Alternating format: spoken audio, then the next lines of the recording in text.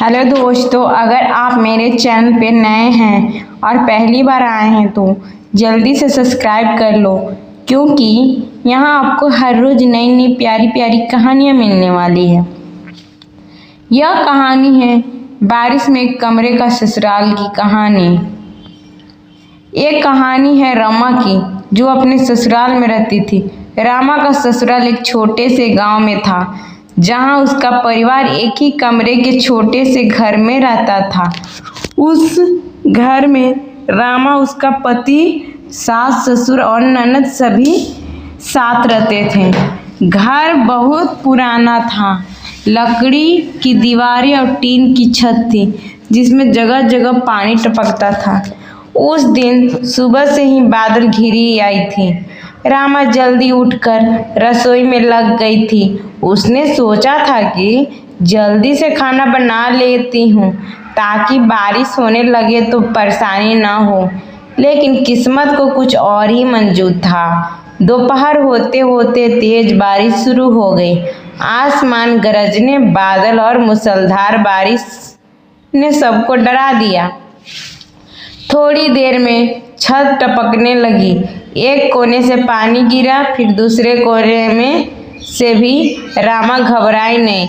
उसने तुरंत बर्तन रख दी जहाँ से पानी टपक रहा था, लेकिन पानी तो जैसे हर तरफ से आने लगा।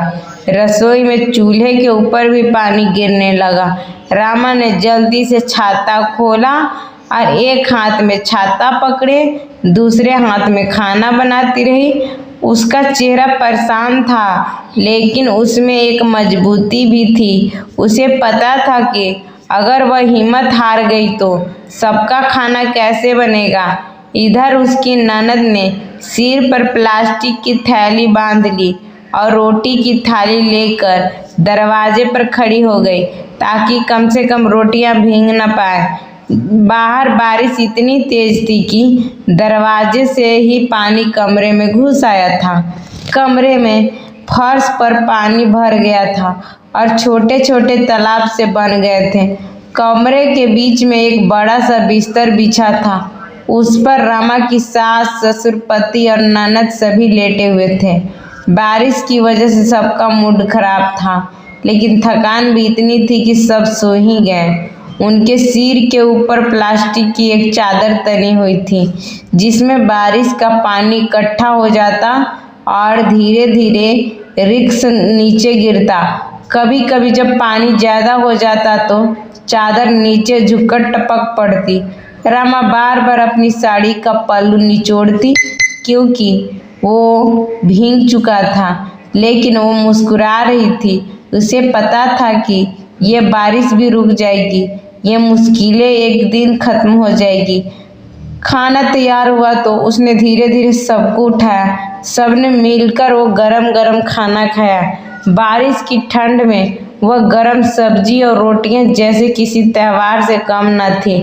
बाहर बारिश की बूंदें अब भी गिर रही थी, लेकिन कमरे के अंदर परिवार की हंसी और आपसी बातें एक अलग ही है गर्माहट ला रही थी।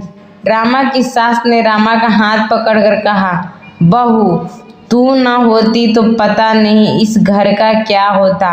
रमा की आंखें भर आई, लेकिन उसने तुरंत पोंछ ली।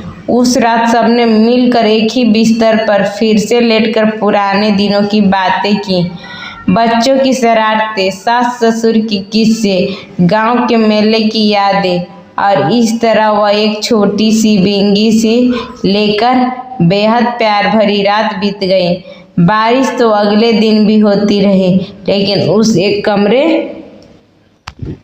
के ससुराल में सबके दिल में जो अपनापन और साथ था, वो किसी भी बारिश से भी ज्यादा मजबूत था।